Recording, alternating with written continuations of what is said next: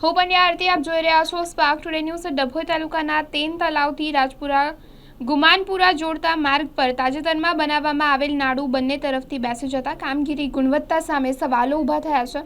નાના ગામડાઓને જોડતા સડક માર્ગના નિર્માણ અર્થે સરકાર અનેકવિધ આયોજનો હાથ ધરી ગામડાઓ સદ્ધર થાય તેમજ શહેરો સાથેનો વાહન વ્યવહાર સરળ બને તે માટે કરોડોની ગ્રાન્ટ ફાળવાતી હોય છે, પરંતુ આવા વિકાસ કાર્યોની કામગીરીમાં હલકી ગુણવત્તા સાથે ધારાધોરણ મુજબના કામો ન થતા સરકારી નાણાંનો વ્યય થવાની સુવિધા સગવડનો લાભ લોકોને મળતો નથી। ત્યારે ડભોઈ તાલુકાના તેન તલાવથી રાજપુરા ગુમાનપુરાને જોડતા અંદાજિત 1.5 વર્ષ પૂર્વ નિર્માણ પામેલા માર્ગને ભ્રષ્ટાચારનો ભરડો લાગ્યો હોય તેવું જણાઈ આવ્યું છે। ગામોને જોડતા માર્ગ વચ્ચે બનાવવામાં આવેલ નાડું ટૂંકા ગાળામાં જ બંને તરફથી બેસી જતા કામની ગુણવત્તા સામે સવાલો ઊભા થઈ રહ્યા છે। બંને તરફથી નાડું છે તે બેસી જવા પામ્યું છે। ભ્રષ્ટાચારના ભારથી બેસી રહેલા નાડાનું જરૂરી સમારકામ તેમજ નાડાના બંને છેવાડે ધોવાઈ રહેલી માટીનું વધુ ધોવાણ ન થાય તે માટે તંત્ર દ્વારા આયોજન હાથ ધરવામાં આવે તેમજ અભ્યાસ કરતા વિદ્યાર્થીઓ તેમજ ધંધા રોજગાર અર્થે રોજિંદી અવરજવર કરતા ગ્રામજનોની લાગણી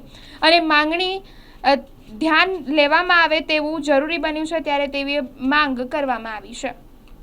કેટલો સમય થયો? 1 વર્ષ। શું થયું છે? આ નારું રોડ બન્યો તે વખત જ બન્યું હતું ને આ સાલું તૂટી ગયું છે, નારું બેસી ગયું છે અને બેસી જાય તો અહીંથી કેટલા છોકરાઓ સ્કૂલે જાય છે, ગુમાનપુરા, ફૂલવાડી, સનોર, અને કંઈ બેસી જાય તો મોટી જાનહાનિ થાય તો પછી જવાબદાર કોને? કયો રસ્તો છે આ? રાજપુરાથી તેન તલાવ અને તેન તલાવથી ડભોઈ।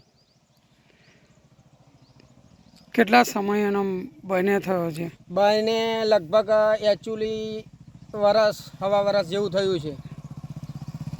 ક્યાંથી બેસી ગયો? હે, ક્યાંથી બેસી ગયો છે અને તૂટી ગયો છે? બે સાઈડેથી, એક આ રાજપરા ભણીથી બેસી ગયું છે ને તેન તલાવ વાળા બે છેડે બેસી ગયું છે।